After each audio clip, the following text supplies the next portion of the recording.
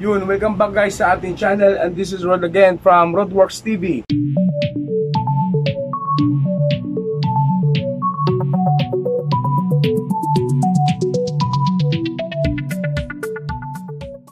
Ngayon sa video na to guys, pag-usapan naman natin ano yung mga parts ng cabinet, ano? Yung mga basic parts ng ating modular cabinet. So modular cabinet, yung mga ginagawa ko guys.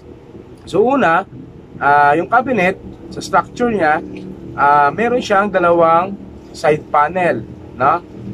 Side panel left, side panel din sa right, no? Then meron siyang top, tsaka yung bottom, then back stretchers, backing, tsaka yung top, no? Pagka bottom cabinet, may mga top yon. So depende na yun kung anong top yung kakabit natin o ano na pag-usapan nyo ng kliyente nyo. Halimbawa, granite, no? So ipapatong natin yon sa ibabaw na ating low cabinet, so para bagi. Pag sa top naman, wala na ano yon, wala na granite yon kasi overhead yon, puro plywood na nandoon, no? So same parts yan sa bottom, ganun din sa taas, may mga back stretcher din yan, may mga backing, tapos meron siyang top bottom side panel. So ngayon sa sample tayo guys, na meron ako dito isang module, buuin natin sa part of kitchen. So didiscuss natin isa-isa, ano ba yung mga side panel, ano ba yung top bottom, ano ba yung back stretchers, ano yung top stretchers, no? Ano ba yung backing support, gano'ng kakapal, mga ganyan.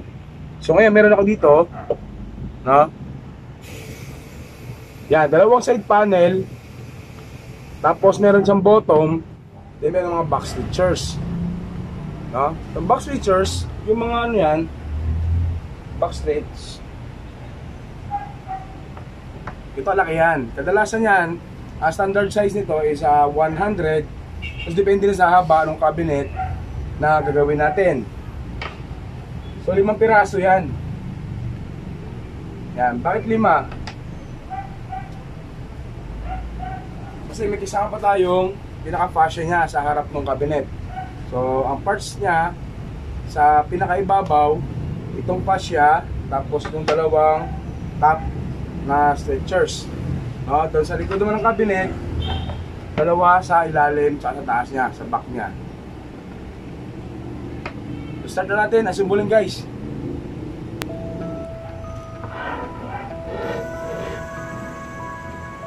Yan, yung mga side panel ko, may mga groove na yan. Yan, pero pagsasalpakan natin ng ating mga backing na 1/4 or 6mm na plywood. So may video tayo dyan kung paano ginagawa itong groove. So panoorin niyo yan, yung groove na vlog ko mga guys.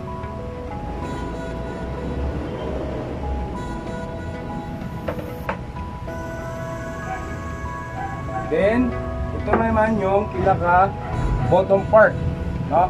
So low cabinet yung gagawin natin, low cab. Ito yung pinaka bottom. Ganon din yan. May groove din yan. Kaya makikita niyo yan kung bakit naka-groove mula side panel hanggang sa pinaka bottom ang sa top stretchers. May groove yan siya kasi yun ang sasakal mamaya ng ating 1/4 na backing. So connect muna natin to, itong bottom part papunta dun sa isang side panel natin.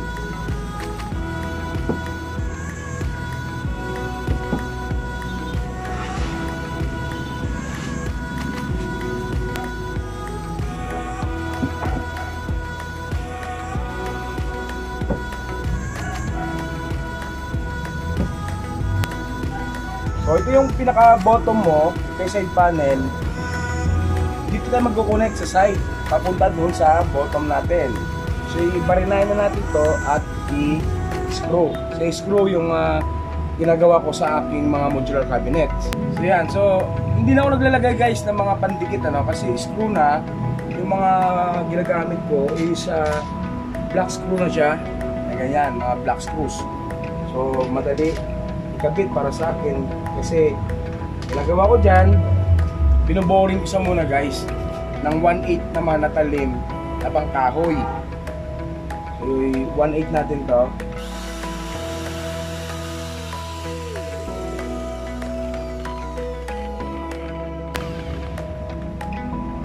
Then, kinabitan ko naman ito isang barera natin, ang pinaka-screw bit natin.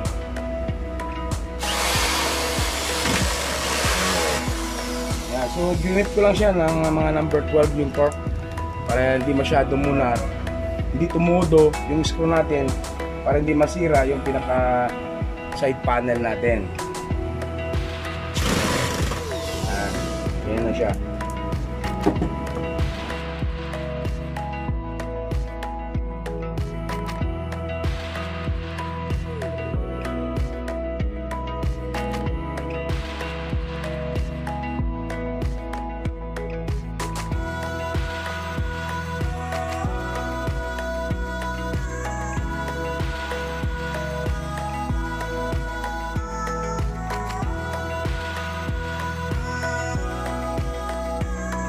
So nakabit na natin yung ating side panel papunta sa ating bottom, no? So next naman natin, nakabit itong right side, yung left panel naman, no? Left panel.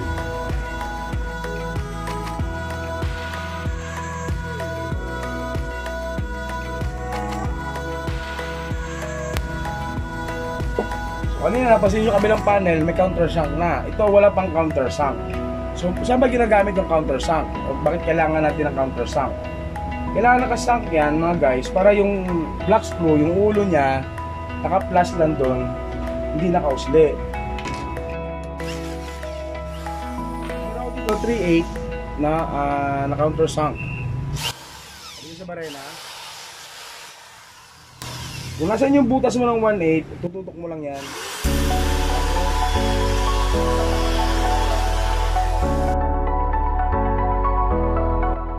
Yan.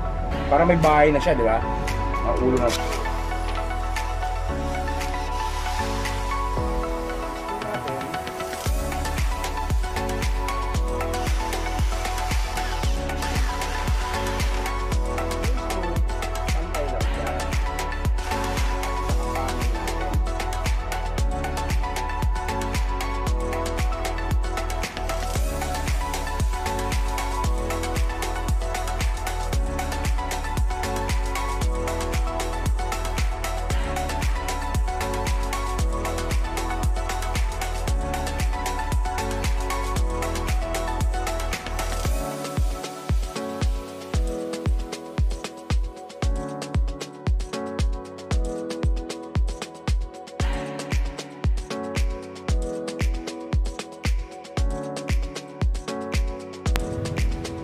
Yan, so nakunik na natin yung dalawang side panel sa ating pinaka-bottom.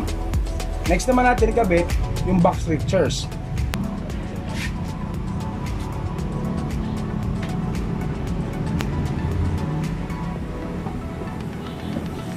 So, para nakagawa ka na ng letter U, di ba? Para naka-letter U na yung cabinet natin.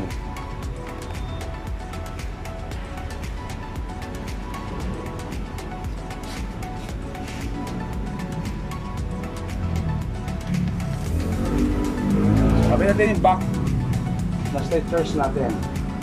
So una sa ilalim, sa bottom part, merong back stitcher din doon. Kapit natin.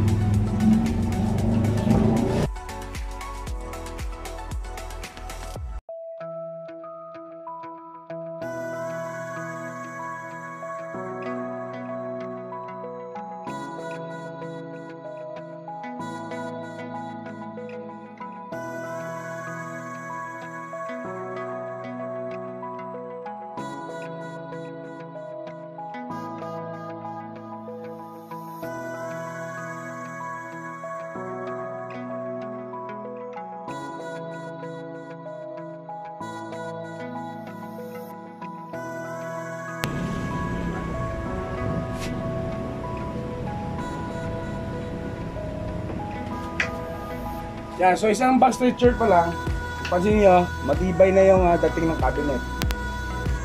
So next natin guys, pagkabit na natin ng pinakailalim na back stretcher natin, next natin itong top stretcher muna, bago ito yung back. Para nakasalo yung pinakabigat ng dating ng ibabaw na kung ano ilalagay mo, kung sa granite top o sa debit top. So mauna muna, lagay natin itong top stretcher.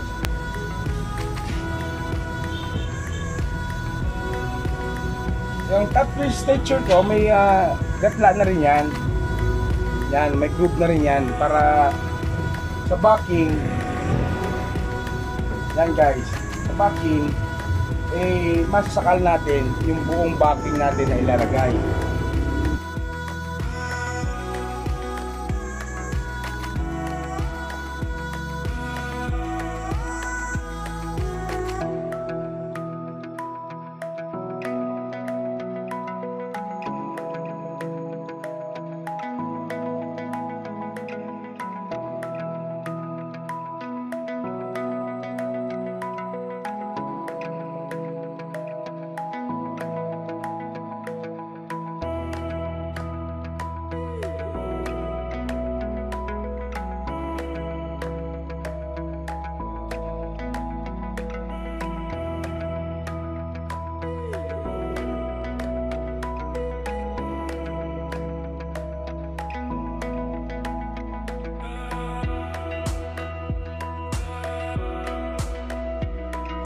Next naman din yung sa back stretcher sa taas.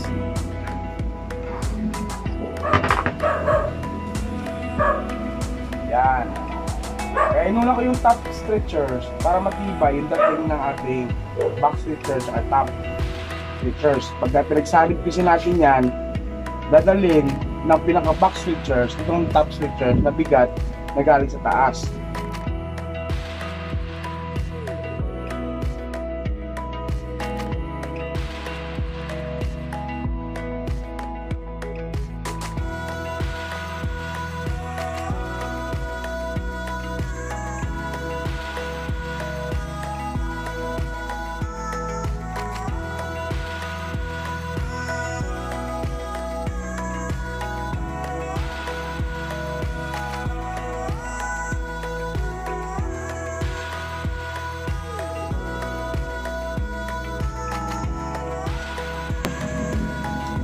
Next natin, kabit naman, sa harapan na bahagi naman tayo.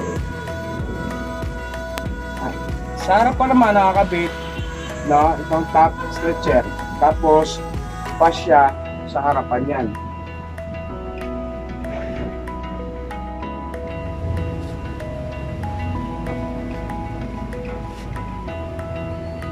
Yan, ganyan.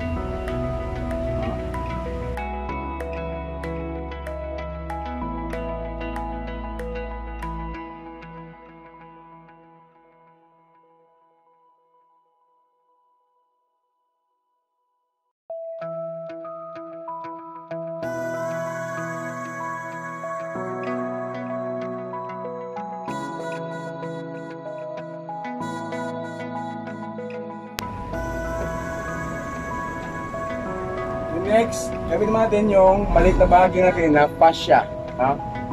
Ito naman yon para ito naman tutupot dun sa harapan natin na top stretcher.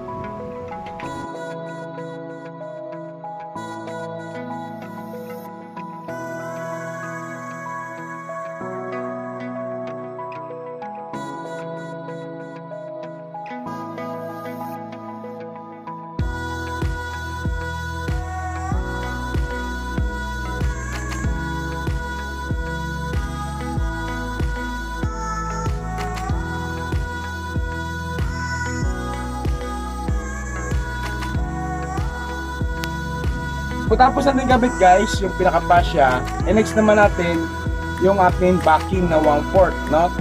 So nakabit na natin yung fascia, top stretcher na dalawa, tapos back stretcher din na dalawa, no? So ang ginagawa ko dyan, ito. So nag-connect tayo dito sa likod, di ba guys? Binabaklas ng screw na yan sa angat. Tapos sasalpak natin yung pinaka-backing.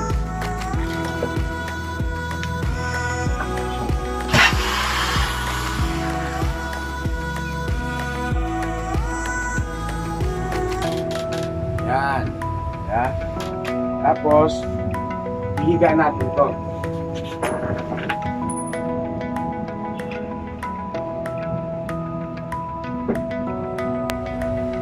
Sasalpak natin yung backing na yan.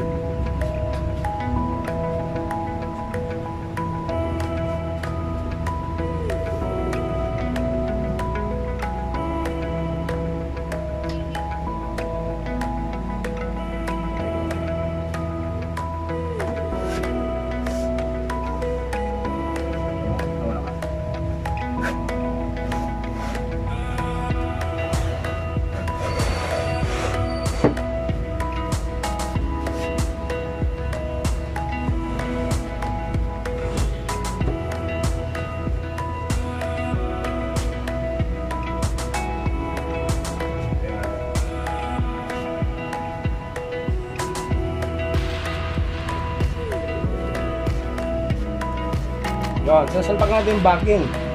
Ha?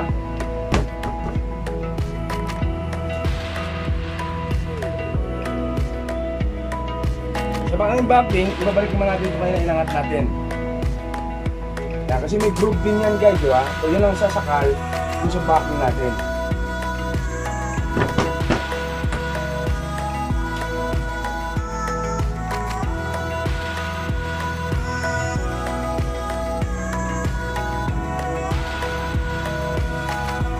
Pabalik na natin yung screw na tinanggal kanina sa top na backplate siya.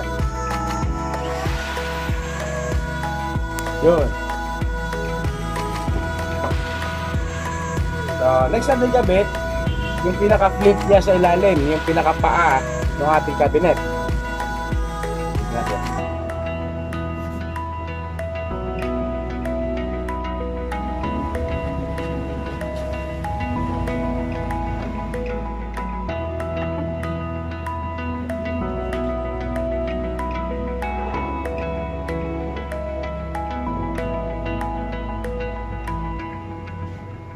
So yan yung pinaka-bottom natin, di ba? Lalagyan din ng paa yan, ng flint. So ganito yung ginagamit ko na adjustable flint guys. Kaya ganyan. So adjustable siya, pwede siya itaas, pwedeng ibaba, pwede mo siya itaas. No? Yung ginagamit ko sa mga kitchen cabinet. Kahit sa wardrobe na ginagamit ko guys, sa pinaka-bottom. Install naman yan, sukatan natin ng 50 wala din sa pinaka harapan mo 50. Yan. Yan dito.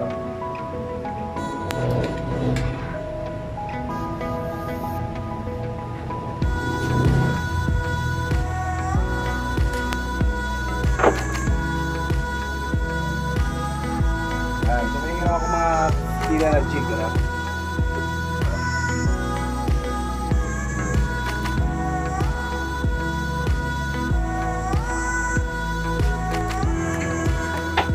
Sukatan ng 50 yan, doon niya kabit yung pinaka babaw niya, ganyan.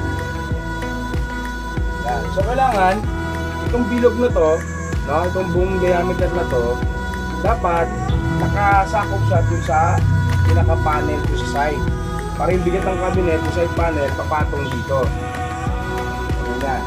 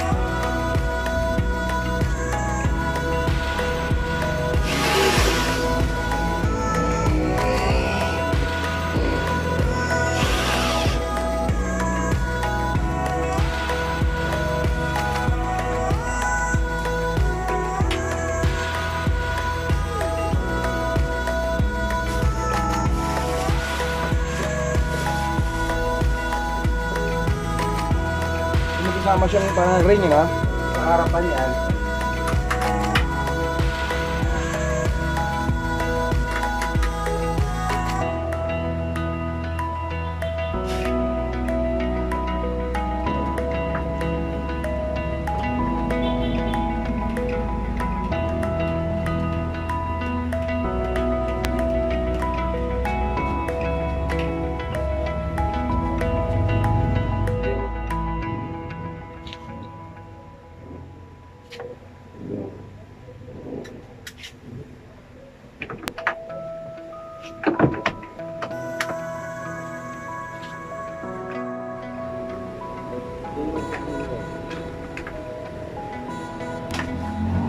So yun guys, itapos na natin buuin yung ating isang module ng ating modular cabinet kitchen.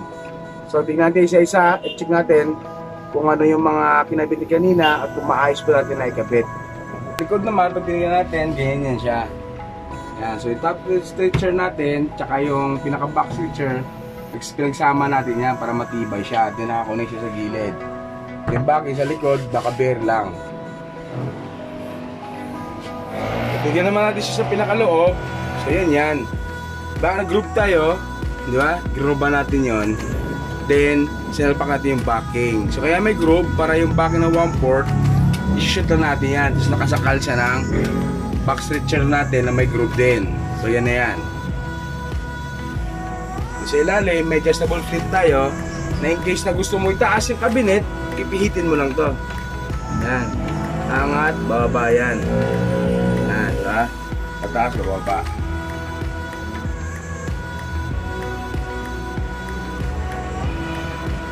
So yun guys, natapos na natin nabuuin yung ating modular cabinet na isang part to isang module ng ating kitchen. So reviewin natin ulit. Ito yung fascia, di ba? Ito yung top stretcher. Tapos may isang top stretcher doon na mayroong group. Tapos may back stretcher. Tapos yung pinaka-backing natin na sinalpak namin kanina. Tapos yung side panel na dalawa. Then yung pinaka-bottom ay ginabitan natin ng ating adjustable flint na pwede natin iangat at pwede natin ibaba. Now depende doon sa posisyon or depende doon sa tiles, may tiles kasi minsan or flooring na hindi pantay. So dapat meron tayong adjustable flint para nasasabayan natin yung lubog, no? Kung may lubog doon, iangat na natin yung ating flint. Yan kagandahan yan. So ngayon naman, dahil ito, kung napansin nyo, wala itong pinto. So depende sa inyo kung paano nyo gagawin, no? Kung lagyan nyo 2 pinto or 1 buong pinto. Ito kasi walang pinto kasi kakabitan ko to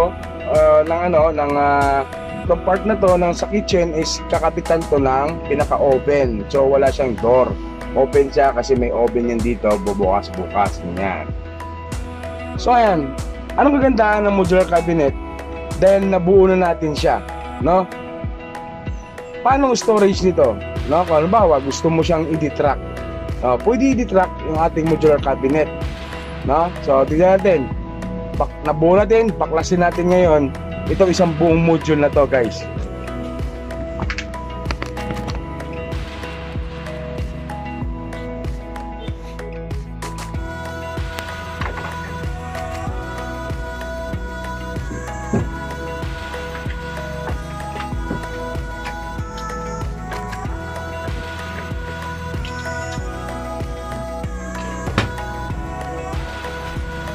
So kung mapapansin nyo guys, yung mga black screw, di ba? Yung mga sa connection natin. Ginagawa namin dyan, nilalagyan na namin yan ng screw cap. Ayan.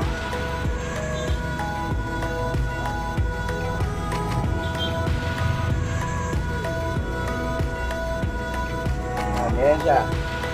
Di ba?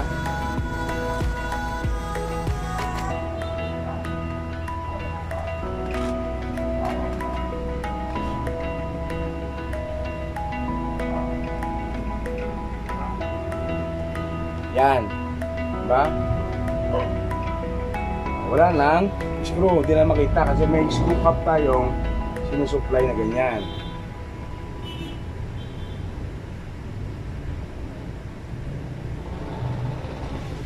Diba? Ganun ka-easy lang yan guys. Ngayon kung i-detract na natin to. So pag i-detract ka, kalasin mo lang tong pinaka. Yan, screw cap natin. Diba kasi disassemble natin siya, halimbawa.